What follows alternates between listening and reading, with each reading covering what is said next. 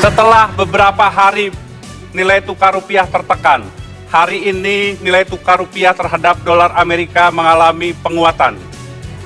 Namun pelemahan hampir 6% dalam 3 bulan terakhir memang sempat memudarkan harapan yang begitu besar ketika pemerintahan baru terbentuk.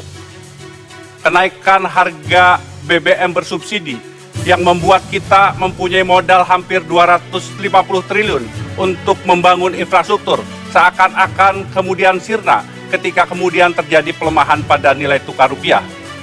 Pemerintah dengan cepat melakukan langkah. Hari Senin kemarin 4 langkah kebijakan berkaitan dengan upaya untuk mendorong ekspor dan juga meningkatkan penggunaan bahan bakar nabati diharapkan bisa meningkatkan marwah rupiah kita. Bersama saya Surya Pratomo, inilah Economic Challenges.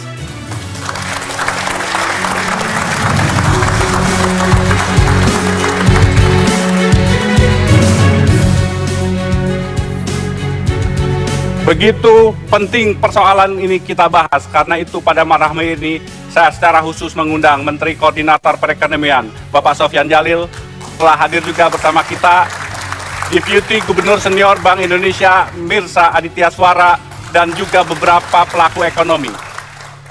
Nanti bersama saya Leonard Samosir kita akan coba dalami persoalan bagaimana meningkatkan marwah rupiah. Namun sebelum kita mulai diskusi, mari kita lihat tayangan berikut ini.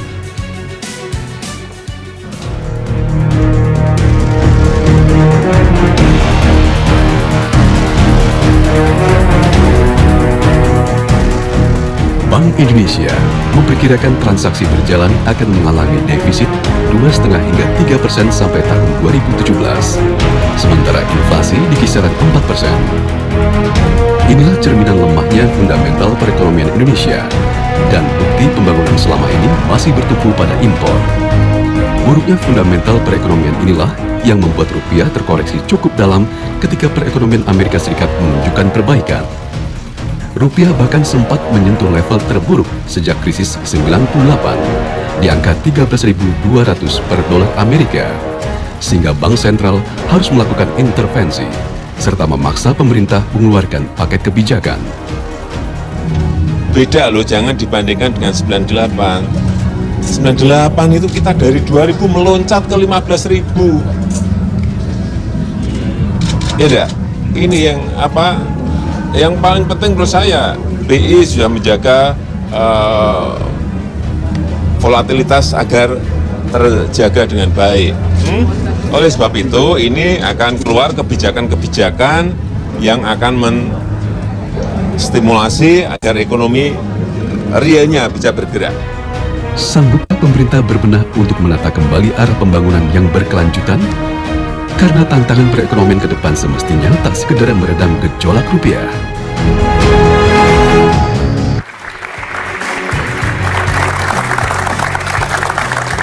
Leo, bagaimana kondisi penutupan nilai tukar rupiah pada hari ini? Ya, Mas Tommy dan pemirsa, saya punya data yang saya ambil dari beberapa sumber pada sore ini. Kita melihat bahwa kurs dolar walaupun memang sudah terjadi penguatan masih bertengger di atas Rp13.000 per dolar. Kurs Bank Indonesia tadi kita melihat sekitar pukul 16 waktu Indonesia Barat tercatat untuk kurs jual Rp13.275 per dolar, sementara kurs beli tercatat di Rp13.143. Selisihnya masih di atas Rp100, sekitar Rp130.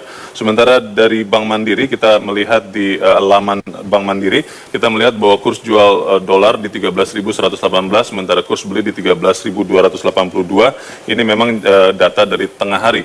Sementara dari BCA kita melihat bahwa kurs jual ada di Rp13.185, sementara kurs beli di Rp13.165, dan dari data BNI kita melihat jual dolar di Rp13.255, sementara jika kita membeli ada di Rp13.105. Keseluruhan masih di atas Rp13.100-an.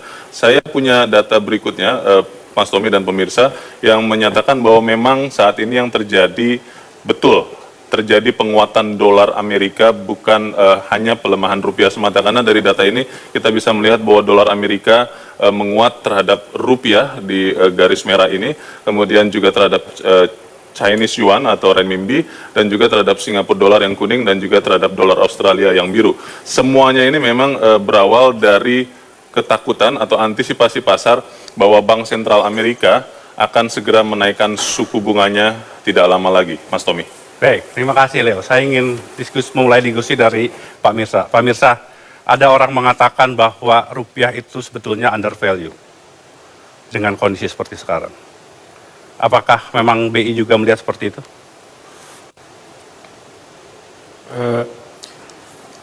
Jadi kalau tadi seperti Mas Leo sampaikan ya, bahwa di dunia ini sekarang yang terjadi adalah penguatan dolar ya terhadap hampir seluruh mata uang.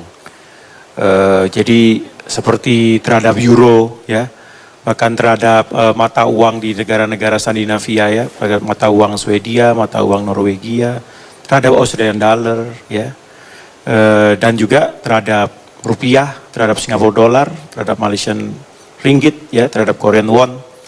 Jadi berbeda dengan misalnya kejadian tahun 2005, 2008 atau 98, pada waktu yang lalu itu rupiah memang melemah terhadap berbagai mata uang.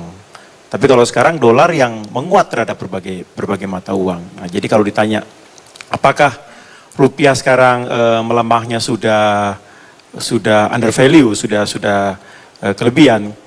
Kalau menurut kami memang iya, ya. Memang karena kalau dari fundamental ekonomi Indonesia yang kita lihat bahwa inflasi menurun, ya. Kemudian pemerintah Indonesia juga berkomitmen untuk menjaga budget defisit tidak lebih dari 2% PDB, ya. Pertumbuhan ekonomi memang melambat, tapi pertumbuhan ekonomi dengan 5% ya di tahun 2014 itu kita bandingkan dengan pertumbuhan ekonominya Thailand yang nggak sampai 1%, pertumbuhan ekonominya Korea dan apalagi Eropa yang cuma 0,5%. Ekonomi Indonesia ini jauh lebih baik ya. Jadi memang mata uang kita yang melemah itu memang sebenarnya sudah berlebihan juga begitu. Pak Mirsa, ada yang mengatakan bahwa sebetulnya ada capital inflow dalam periode ini yang mungkin nilainya hampir 6 miliar dolar ke Indonesia. Tetapi rupiahnya melemah. Apakah sebetulnya langkah yang dilakukan BI selama ini sudah mencukupi? Begini, jadi kalau kita bagi apa sih yang sebenarnya terjadi ya. Ada faktor eksternal, ada faktor fundamental kita sendiri.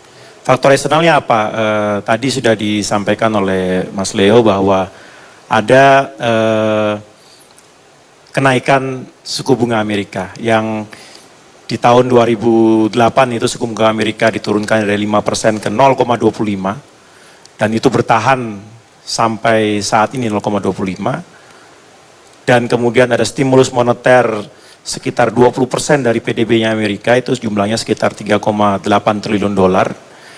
Nah, stimulus moneter itu akan ditarik perlahan dengan cara menaikkan bunga. Ya. Jadi bunga Amerika ini akan naik dari 0,25, mungkin dalam 3 tahun ke depan itu kembali ke level sekitar 2,5 sampai 3%. Sementara suku bunga Eropa negatif, suku bunga Jepang cuma 0, sekian, suku bunga Cina juga turun. Nah, jadi Amerika yang ekonominya meningkat sendiri dan suku bunganya akan meningkat. Itu faktor dari eksternal. Kedua adalah faktor fundamental kita sendiri. Kita tahu bahwa kurs adalah supply dan demand terhadap dolar. Nah, ekonomi kita ini sayangnya memang demand terhadap dolarnya lebih banyak daripada supply. Itu yang Bank Indonesia selalu katakan defisit ekspor impor barang dan jasa. Dan tahun lalu itu kita defisit 26 miliar dolar. Dan itu kemarin dengan paket kebijakan pemerintah itu defisit itu sudah berusaha untuk diadres oleh pemerintah. Baik. Pak Sofyan, kemarin pemerintah mengeluarkan lagi 4 kebijakan fiskal untuk semakin sebetulnya memperkuat fundamental ekonomi kita. Apakah langkah itu dinilai memang mendesak dan mencukupi untuk merespons apa yang terjadi sekarang ini? Ya, dapat saya tambahkan bahwa sebenarnya yang kita lakukan kemarin adalah series ya, dari kebijakan struktural dalam memperbaiki ekonomi kita supaya lebih agile, lebih kompetitif, responsif terhadap perkembangan. Ya.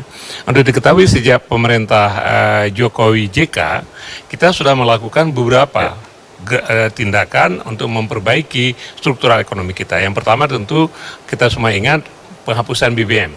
Dengan demikian penghapusan BBM maka APBN kita tidak lagi disandra oleh naik turunnya BBM. Ya. Yang kedua kita memperbaiki sektor real, ya, PTSP. PTSP sudah wacana sudah belasan tahun. Tapi waktu Pak Jokowi jadi presiden, kabinet pertama beliau mengatakan, saya ingin meresmikan PTSP nasional minggu ke-4 Januari. Saya tidak mau tahu apa urusannya. Ya, Menko koordinir. Nah, dengan perintah yang begitu decisive, jalan. Ya, dan PTSP sudah jalan. Kemudian kita lihat misalnya kita kekurangan power. Kita memperbaiki sistem perizinan listrik. Hari ini listrik ini ditetapkan 7 sen. Dulu kalau misalnya Anda membangun power plant harus negosiasi dengan PLN perlu setahun, 2 tahun, 3 tahun. Hari ini kalau misalnya Anda cocok dan bisa menginvest dengan 7 sen, bangun. Pemerintah akan off-take. Dengan begitu, suplai listrik tadi dilaporkan oleh Pak Sofyan Basir dalam rapat kabinet, kita cukup optimis bahwa 35.000 megawatt ini akan tercapai. Ya. Kemudian lain lagi adalah kita terus men-streamline misalnya perizinan di SKK Migas. Ya. Bapak tahu beberapa proyek besar kita tertunda karena begitu lamanya perizinan. Ya. Misal proyek ya IDD, kemudian Cepu yang tertunda begitu lama, Natuna, kemudian Masela, sekarang dipercepat. Ya, dalam rangka memperbaiki ekonomi kita itu lebih responsif. Dan ini sejumlah kebijakan restrukturisasi struktural ini harus terus kita lakukan. Yang kemarin itu adalah bagian dari itu. Melengkapi. Jadi, apa ya? Iya, melengkapi. Ya. Walaupun memang ada pikiran in back mind, yaitu bagaimana kita mengatasi masalah current account deficit. Ya. Kalau Anda melihat kemarin misalnya kita memperbaiki sistem insentif pajak. Insentif pajak sudah ada di sana, tapi selama ini aturannya sangat ketat. Diberikan kriteria-kriteria 1, 2, 3, satu kriteria nggak terpenuhi nanti ditolak. Ya. Kita bikin sekarang lebih fleksibel.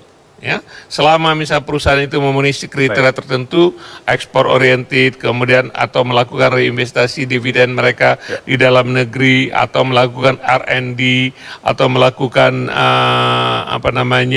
menciptakan lapangan kerja yang besar, kita berikan tax incentive. Intinya adalah bagaimana mereka nanti sektor ini bisa bergerak ya Pak ya. Betul. Baik. Kemudian juga kita misalnya tanggal 1 April kita melakukan LC, LC kepada ekspor sumber daya alam. Ya, terutama mineral, CPO, dan lain-lain, ya, termasuk migas. Walaupun nanti kita akan lihat secara lebih detail terhadap hal tertentu. Kalau misalnya kontrak jangka panjang, kita akan selesaikan, perlakukan kalau kontrak yang sudah selesai. Baik, Pak Sofyan, nanti kita akan coba dengar bagaimana pandangan teman-teman pengusaha gabungan ekspor dan juga teman-teman Ginsi terhadap langkah yang dilakukan pemerintah. Namun kita harus tidak terlebih dahulu, jangan kemana-mana, tetaplah di Economic Challenge.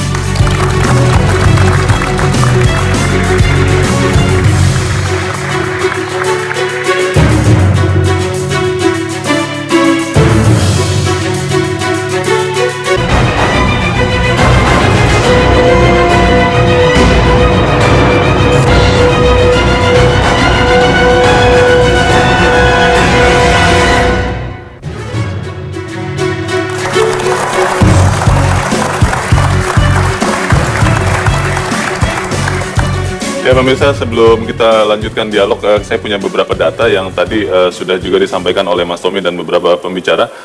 Kita melihat ada beberapa informasi yang kita perlu juga untuk ketahui, bahwa memang selama sekian lama kita sudah mengalami defisit neraca perdagangan. Kita melihat bahwa neraca perdagangan selama bulan Januari dan Februari masih tetap dalam kondisi defisit. Kita juga melihat ada beberapa informasi bahwa memang neraca perdagangan mulai dari Januari, sekitar Januari 2012 hingga Januari 2014 juga mengalami defisit yang cukup besar. Kita melihat ada beberapa informasi lainnya bahwa memang apa yang terjadi sekarang juga belum terlalu bisa diantisipasi. Ini menurut beberapa pengusaha. Kemarin pemerintah mengeluarkan 6 paket kebijakan ekonomi. Yang pertama ada insentif pajak, yang kedua biaya masuk anti dumping, ketiga pembebasan visa 30 negara, lalu penggunaan bahan bakar nabati wajib 15% untuk solar, dan juga penerapan letter of credit, tadi seperti dikatakan oleh Menko Perekonomian untuk produk-produk sumber daya alam, dan pembentukan perusahaan reasuransi. Banyak yang mengatakan bahwa langkah yang dilakukan oleh pemerintah ini sangat baik, tetapi itu untuk jangka panjang. Jika kita ibaratkan nilai tukar rupiah sekarang ini seperti orang yang mulai sakit, kita memang harus memberikan obat jangka panjang, tetapi juga jangka pendek harus diselamatkan. Jangan sampai orang atau rupiah dalam hal ini keburu mati. Itu yang harus dijawab, Mas Tommy. Baik, terima kasih Leo. Menarik sekali. Saya ingin kepada Mas Beni Sutrisno, Ketua Umum Gabungan Pengusaha Ekspor Indonesia. Ada yang mengatakan bahwa kita harus terima kenyataan penguatan dolar itu terhadap semua mata uang termasuk rupiah.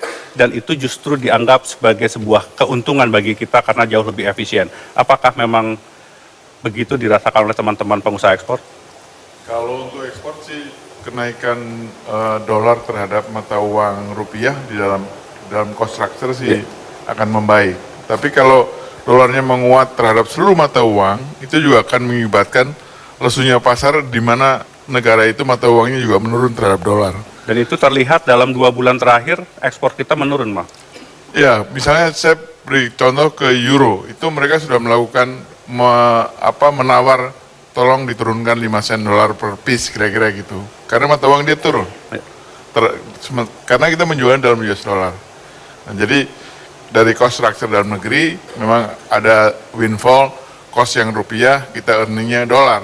Tapi itu juga di tempat market kita juga ditawar juga. Kebijakan fiskal yang dilakukan pemerintah apa memadai untuk mendorong teman-teman eksportir? Sementara ini kita terima kebijakan itu, hanya apply-nya kan juga butuh waktu. Jadi seperti Saudara Leo katakan, dalam jangka pendek mungkin belum terasa. Jadi mungkin dalam tempo 6 bulan baru tahu Pak rasanya. Manis atau agak sedap sedikit. Gitu. Baik Mas Beni, saya sekarang kok ingin ke Pak Raufik. Pak Raufik dari Gabungan Importir. Kalau dari teman-teman importir sendiri, apa yang dirasakan terhadap pelemahan rupiah yang begitu dalam sekarang ini? Sejauh mana itu berpengaruh terhadap impor kita? Baik, terima kasih Pak Tommy. Barangkali kita harus samakan dulu persepsi mengenai importasi itu sendiri, itu ya. Jadi pada hakikatnya impor yang kita lakukan itu adalah semata-mata untuk memenuhi kebutuhan dalam negeri, itu ya. Pertama, seperti alam sendiri mengatur ada beberapa bahan baku yang tidak tersedia di dalam negeri. Lalu kemudian yang kedua, bahan-bahan pembantu, itu ya, bahan baku semi finish yang belum bisa kita produksi, gitu ya. Lalu kemudian yang ketiga jelas barang-barang produksi, barang modal. Dan jangan lupa import itu sendiri merupakan silaturahim internasional, Pak, itu ya. Seperti model-model counter purchase, counter trade, gitu ya. Imbal beli itu juga merupakan bagian daripada kegiatan importasi. Lalu bagaimana pengaruhnya terhadap depresiasi rupiah ini terhadap importasi? Ya jelas bagi kami yang returnnya dalam bentuk rupiah sementara kita belanja dalam bentuk dolar, itu mengalami penurunan, ada potensial loss yang dari cukup 3 jenis signifikan. importasi itu yang paling drop atau paling terkena yang mana, Pak? Dari 3 ini yang paling besar memberikan mengkontribusi devisa terbesar itu adalah BBM ya, itu 25%. Itu BBM ini ya memang dia tidak memberikan nilai added value sama sekali terhadap ekonomi kita karena dia dibakar habis kan itu. Lalu kemudian yang kedua barang modal, bahan baku itu 70%. Nah ini barangkali yang harus menjadi concern kita gitu ya. Karena dia ketika diproses itu di dalam produksi tentunya di situ melibatkan juga tenaga kerja, added value gitu. Yang produk outcome-nya nanti itu akan menjadi komoditi ekspor. Dan ada bahkan tanda-tanda sudah menurun, Pak, impor bahan bakunya? Sudah, Pak. Ini kita lihat bahwa dari BPS sendiri kan Januari Februari ini kecenderungannya impor menurun. Lalu kemudian ekspor juga menurun. Namun di sini ada surplus gitu ya. Tapi mari kita lihat bahwa dari skala ekonomi itu ya, baik ekspor maupun impor itu kan merupakan bagian daripada ekonomi nasional, Betul. gitu ya. Nah lalu kemudian surplus dari mana ini? Nah yang terjadi adalah ketika ekspor menurun lalu kemudian impor menurun, nah inilah barangkali Pak Sofyan itu ya sama-sama menjadi PR kita. Baik. Gitu. Barangkali itu Pak. Terima kasih Pak Raufik. Mbak Henry Saparini, apa yang sebetulnya harus menjadi perhatian kita dalam kondisi sekarang ini, Mbak Henry? Ya, makasih Mas Tommy. Jadi kalau kita melihat kenapa kemudian reaksi pasar, ya baik itu pasar finansial maupun pasar di sektor real itu belum bisa merespon positif, ya 6 kebijakan yang kemarin dikeluarkan oleh pemerintah, karena sebenarnya yang pertama memang beberapa kebijakan yang dikeluarkan itu bukan kebijakan baru. Ya, dan itu bukan kebijakan yang bisa langsung dirasakan seperti tadi disampaikan oleh Pak Beni. Ya. Kemudian yang kedua, sebenarnya beberapa kebijakan ini kan sudah pernah diterapkan pada pemerintahan sebelumnya dan kemudian ada kelemahan, tetapi kelemahan itu tidak diselesaikan, Mas. Ya, jadi yang pertama dalam kondisi seperti sekarang ini kita untuk mendorong sektor real tidak cukup dengan insentif pajak. Sementara sebagian besar yang ditawarkan oleh pemerintah ini adalah insentif pajak. Jadi yang diperlukan yang lebih penting adalah untuk menekan biaya. Tadi disampaikan oleh Pak Beni bahwa sekarang ini pasar itu juga menurun dan mereka juga menurunkan daya tawarnya sehingga ongkos produksinya kan harus turun. Ya. Dan ongkos produksi itu tidak bisa diturunkan hanya dengan insentif fiskal yang ditawarkan. Artinya harus ada biaya-biaya yang bisa diupayakan oleh pemerintah itu untuk diturunkan, ya, baik untuk infrastruktur listrik dan sebagainya. Nah, jadi itu mungkin hal-hal yang harus dilakukan sehingga bisa langsung dirasakan, Mas. Ya. Yang kedua, kalau memang pemerintah mengeluarkan kebijakan untuk BBN, ya, untuk 15%, ini sudah pernah diintroduce sebelumnya dan permasalahannya kan pada sisi supply. Ya. Dan ini semestinya harus ada upaya untuk menjamin kalau memang harus 15%, suplainya dari mana. Baik. Nah, ini yang harus membedakan antara pemerintah yang dulu dengan yang sekarang. Artinya kalau pemerintah ini juga mencoba untuk menggerakkan sektor real itu tidak hanya yang besar. Supply CPO itu bisa juga dilakukan oleh para petani CPO. Baik. Ya, dengan tentu saja ada kebijakan harga di situ. Karena sekarang ini tidak mau mensuplai karena harganya yang tidak masuk. Nah, jadi ini menurut saya tidak detail. Ya, kalau kemudian kebijakannya detail langsung dirasakan, itu yang akan bisa dilakukan. Baik, nanti saya ingin Pak Sofyan untuk menjawab apa hal-hal yang disampaikan oleh para pelaku ini. Tapi kita harus jeda terlebih dahulu, Pak Sofyan. Jangan kemana-mana, tetaplah di Ekonomi Challenge.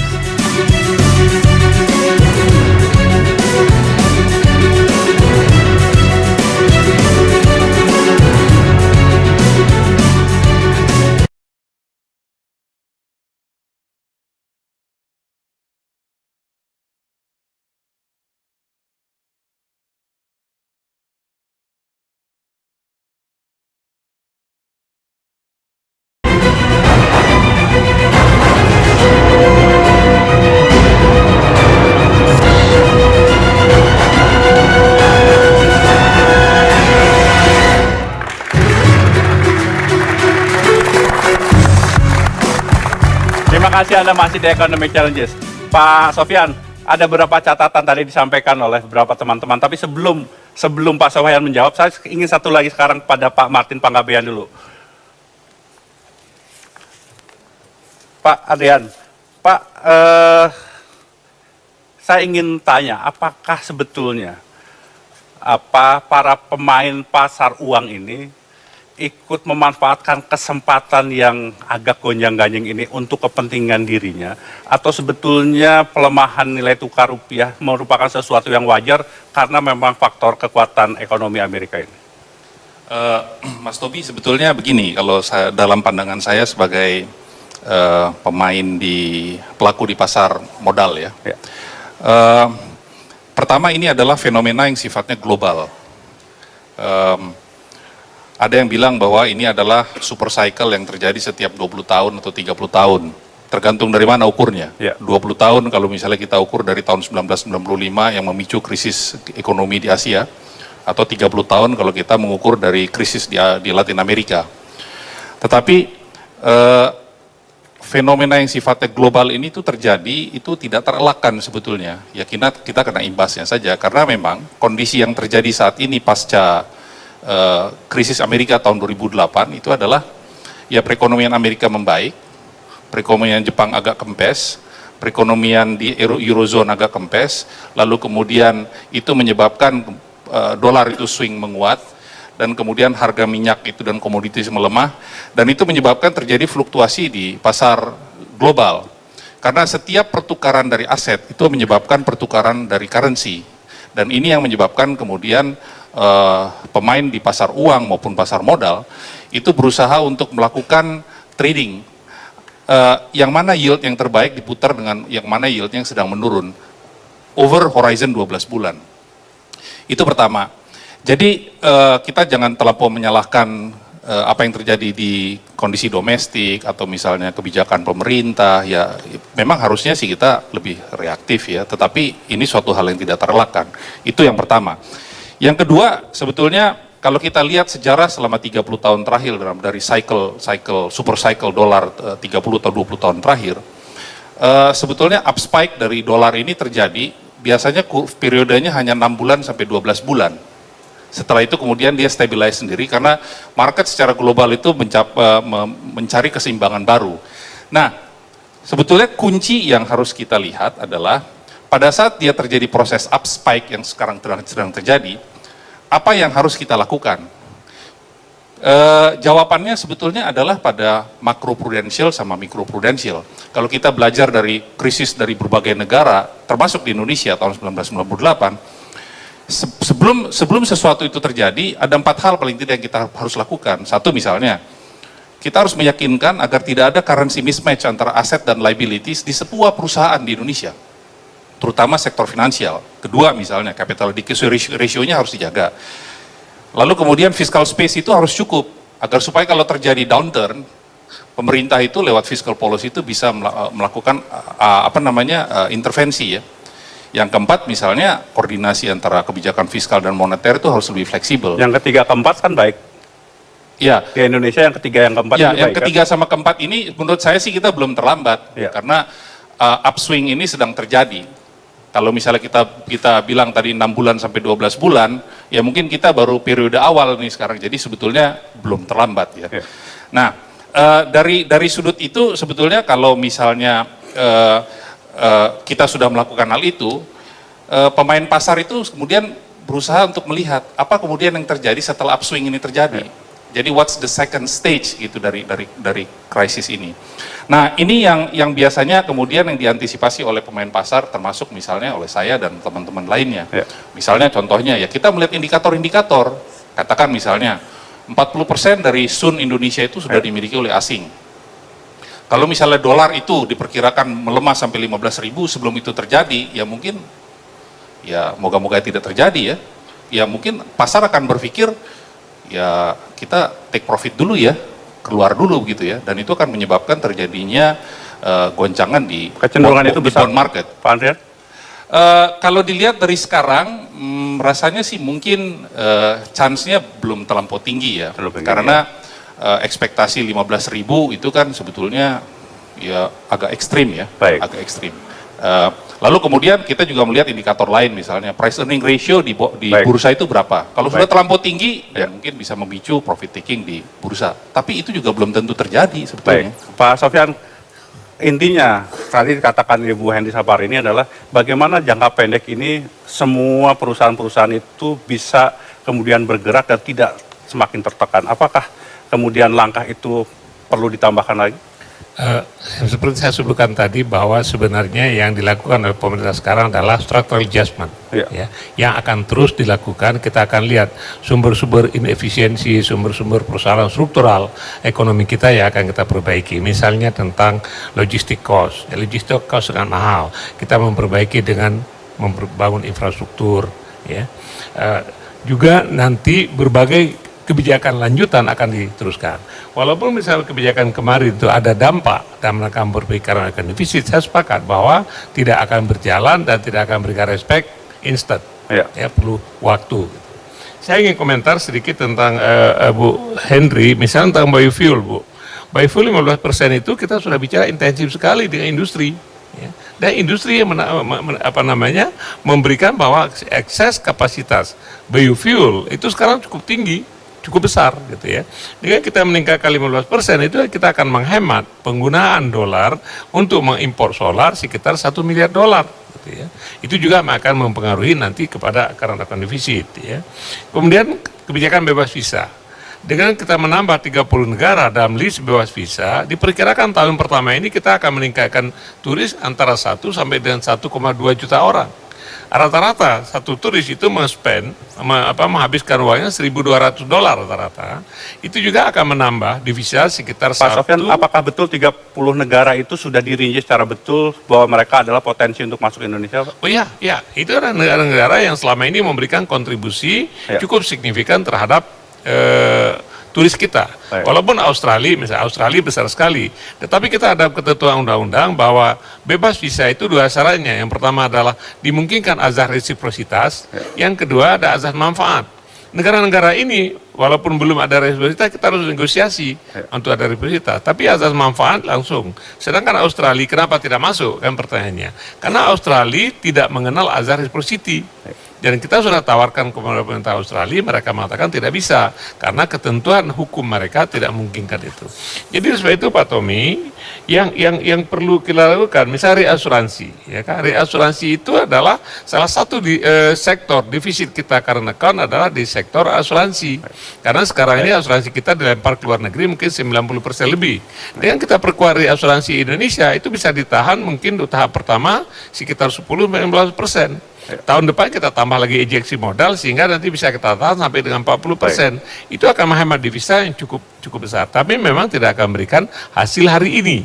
Persoalan dolar adalah persoalan seperti cerita tadi, bukan persoalan kita. Secara overall ekonomi kita semua orang mengatakan bahwa salah satu kondisi yang terbaik.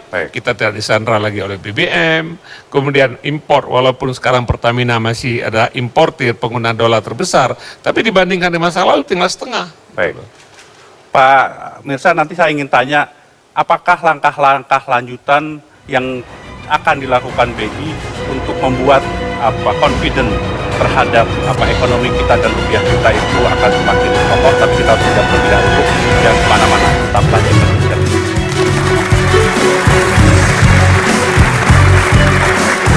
Ya, pemirsa, di tangan saya ada 7 lembar uang dolar yang tidak ada angka nolnya, tetapi nilainya sekarang sama dengan 1 lembar 100.000 rupiah yang nolnya ada 5. Kurang lebih lah, karena 7 kali 13.000 itu sekitar 91.000, kurang sedikit lagi sama. Sedih ya. Kita harus melihat bahwa sebetulnya apa yang terjadi sekarang juga memang tidak bisa lepas dari struktur fundamental. Kita melihat di sini ada data struktur ekspor bahwa di Januari hingga Februari 2014 ekspor kita kebanyakan adalah industri pengolahan. Dan di 2015, Januari hingga Februari juga hampir 70% ekspornya adalah paling banyak industri pengolahan, sementara di urutan keduanya adalah migas dan hasil tambang yang dikombinasikan 27 atau 30%. Jadi sebetulnya industri pengolahan ini seharusnya bagus untuk menghasilkan dolar, tetapi struktur berikutnya kita lihat bahwa di Januari hingga Februari 2014 struktur impor kita terbesar 76% adalah bahan baku atau bahan penolong. Ini kebanyakan juga lari ke industri manufaktur tadi yang ternyata kebanyakan bahan baku atau bahan penolongnya masih impor. Yang belinya pakai dolar, bukan pakai rupiah. Dan struktur yang sama masih relatif tidak berubah. Di Januari, Februari 2015, 76% impor kita masih paling banyak adalah bahan baku atau bahan penolong. Sehingga kalau kita kembali ke pertanyaan Mas Tommy sebelum jeda tadi, kita ingin tahu apakah memang kesalahan ataupun kekurang harmonisan struktural ini bisa diatasi baik oleh otoritas fiskal maupun otoritas moneter. Mas Tommy. Mas Mirsa, tadi kalau mendengarkan penjelasan Mas Beni, memang pelemahan nilai tukar rupiah ini karena kemudian dirasakan juga oleh mata uang yang lain, tidak cukup memberikan manfaat yang berarti bagi peningkatan ekspor kita. Dewan Gubernur tadi memutuskan untuk mempertahankan BI rate 7,5%. Apakah itu adalah langkah yang dinilai memadai dan diperlukan untuk membuat ekonomi kita bisa tetap kokoh? Gini, kebijakan moneter itu bukan segala-galanya ya. Jadi kembali lagi kalau kita lihat kurs adalah soal supply dan demand valuta asing. Jadi memang defisit di ekspor impor barang dan jasa itu yang harus kita bereskan. Bahwa misalnya kebijakan yang dibuat oleh pemerintah kemarin, beberapa teman mengatakan masih belum efektif. Tapi kita sudah lakukan langkah dan saya yakin bahwa pemerintah tidak akan berhenti di sini langkah-langkah itu. Karena defisit yang 26 miliar dolar ekspor impor barang dan jasa itu negara lain bisa kok mengatasi ya. Saya ambil contoh Filipina, negara emerging market, tetapi dia surplus ekspor impor barang dan jasanya, dan salah satu Filipina yang membuat surplus besar di Filipina adalah tenaga kerja Filipina yang mengirim uangnya ke negaranya. Malaysia juga surplus ya, salah satu hal yang membuat surplus besar di Malaysia adalah turis ya. Turis di Malaysia itu 25 juta orang yang masuk ke Malaysia, sedangkan kita kalau nggak salah cuma 8-9 juta. Ya. Dan itu juga sudah diadres oleh pemerintah dengan kebijakan memberikan bebas visa. Tentu ada perlu waktu ya. Nah, yang juga sudah diadres oleh pemerintah terkait dengan asuransi, dan kemudian juga hal yang besar defisit di kita itu adalah pembayaran dividen ke luar negeri oleh PMA dan oleh repatriasi ya oleh bayar listed company yang dimiliki oleh fund managers, dividennya keluar. Itu dividen yang dibayarkan itu mencapai 20 miliar dolar. Ya, dan itu yang diadres oleh pemerintah dengan memberikan tax incentive. Gitu. Tentu perlu waktu. Nah, kebijakan moneter di mana? Kebijakan moneter harus mengirimkan pesan kepada financial market bahwa monetary policy prudent untuk memastikan bahwa defisit ekspor impor barang dan jasa ini jangan lebih dari 3% PDB. Kenapa kok angkanya 3% PDB? Yaitu kira-kira memang yang mazhab yang dipakailah oleh financial market, tidak boleh lebih besar dari 3% PDB, dan memang terasa memang mungkin ketat monetary policy-nya, tetapi kalau kita perlonggar malah mungkin yang terjadi malah kurs mungkin lebih melemah begitu. Baik, Pak Beni dan Pak Rafiq, saya nanti ingin meminta apa hal-hal yang diharapkan oleh kalangan dunia usaha, khususnya kepada Pak Sofyan. Tapi kita harus jeda terlebih dahulu, jangan kemana-mana, tetaplah di Economic Challenge.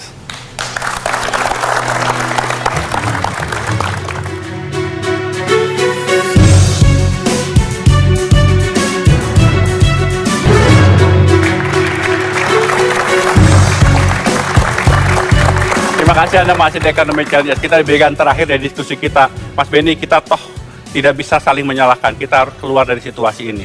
Apa yang diharapkan kalangan dunia usaha, khususnya teman-teman eksportir, supaya kemudian ke depan ini dalam beberapa bulan ke depan perekonomian kita kembali ke dalam tracknya? Ya, kalau ekspor kan mazhabnya mazhab kompetisi, jadi perang. Kalau perang itu harus punya daya saing. Nah, daya saing di sini banyak sekali. Misalnya di industri itu gendangnya cuma ada 3. Satu adalah power, yaitu listrik, energi. 2-nya adalah manpower, tenaga kerja. 3-nya interest. Nah, 3-tiganya ini sampai saat ini kalau kita bandingkan dengan negara di ASEAN, apple to apple, mungkin ada beberapa bottom line-nya kita kalah. Padahal ini kita udah perang. Nah, inilah mungkin yang harus diperbaiki dari pemerintahan, dari sisi pemerintah maupun dari sisi moneter. Baik, Pak Rafiq. Terima kasih, Pak Tom. Kalau dari sisi importir, kami melihat bahwa kita analogikan ketika kita sakit, itu kan ada 3 tahapan pengobatan. Pertama, kita menggunakan analgesik untuk mengurangkan rasa sakit, lalu kemudian antibiotik untuk menyembuhkan, lalu kemudian vitamin, gitu ya. Nah, kami melihat bahwa stimulus pemerintah, kebijakan ekonomi yang baru kita lakukan, rasa-rasanya ada di wilayah 2 ini, menyembuhkan dan pemulihan meningkatkan. Nah, barangkali yang penting, barangkali yang urgent sekarang itu adalah bagaimana mengurangi rasa sakit dan menyembuhkan, gitu ya. Nah, importasi seperti yang data juga tadi memperlihatkan, 70% itu kan dikontribusi dari barang-barang modal, bahan baku, gitu ya. Nah, dia ketika berproses akan menghasilkan barang jadi. Pasarnya ada ekspor, ada dalam negeri, gitu ya. Nah, untuk itu tentunya ada beberapa hal yang sama-sama kita lakukan efisiensi. Secara nature, perusahaan akan melakukan itu. Baik, Pak Sofyan, bagaimana Pak? Kita sama-sama sekarang keluar dari situasi yang menghimpit, kembali kepada track kita. Iya, yang pertama adalah ini kan kondisi seperti kita bicarakan tadi, ini kondisi yang temporer, ya. Bahwa yang kondisi yang dihadapi Indonesia hari ini dihadapi oleh semua negara, ya, karena menguatnya dolar. Bahkan di Amerika sendiri mereka mulai khawatir. Karena dolar terlalu kuat ini, pertama perusahaan Amerika bertujuan ekspor, mereka sudah mempertanyakan sekarang, apakah kebijakan ini. Oleh sebab itu, saya nggak tahu apakah nanti keputusan Fed akan menaikkan berapa. Saya pikir mereka sudah pertimbangkan ini, ya, bahwa perusahaan-perusahaan Amerika sudah mulai kesulitan mengekspor, kemudian dividen yang mereka dapatkan worldwide itu jadi lebih sedikit. Jadi ini sudah merupakan masalah bagi Amerika sendiri. Oleh sebab itu saya pikir ya, yang paling penting ayo kita perbaiki ekonomi kita ke depan. Ya. Oleh sebab itu pemerintah akan terus melakukan berbagai upaya restrukturisasi struktural supaya membuat ekonomi kita lebih agile. Dan koordinasi dengan moneter ya Pak ya? Kita sangat dekat kombinasi dengan moneter. Baik secara personal saya dengan Pak Mirza, dengan Pak Agus, Pak Bambang dengan Pak Agus, Pak Mirza, Ketua OJK. Ya. Bahkan juga Presiden sangat accessible. Baik. Karena Presiden ingin tahu bahwa koordinasi berjalan dengan baik. Kita bekerja sangat bagus ya dalam hal ini, koordinasi antar ini. Tetapi sama yang dunia usaha juga oke Pak? Dengan dunia usaha kita konsul terus gitu ya, apa masalah mereka gitu ya. Jadi kita misalnya sekarang bagaimana menjaga inflasi yang rendah. Salah satu permasalahan dari inflasi yang rendah ini kita nggak bisa atasi kecuali kita bisa perbaiki struktur pasar. Struktur pasar Indonesia sama sekali tidak sehat. Ini kita sudah identify dan ini harus kita address dalam jangka menengah dan jangka panjang. Sehingga demikian inflasi yang rendah, kemudian turis ini 30 dikeluarkan minggu ini. Nanti minggu depan kita akan lihat lagi Malaysia 154 negara membebaskan visa. Masa kita cuma 45 juta ya Pak? Ya. Nah dengan demikian objek turis kita cukup banyak. Dengan demikian kita harapkan mungkin dalam tempo 5 tahun akan datang targetnya 20 juta turis bisa masuk ke Indonesia. Baik. Mudah-mudahan Pak Sofyan apa yang kita lakukan didukung oleh teman-teman dunia usaha, koordinasi yang baik dengan BI dan juga dengan para pengamat yang berikan masukan kepada Bapak, kita bisa keluar dari situasi krisis ini Pak. Berakhirlah Ekonomi Challenge pada PAN hari ini, kita berjumpa kembali pekan PAN. Saya Suryo Pratomo pamit, terima kasih dan selamat malam.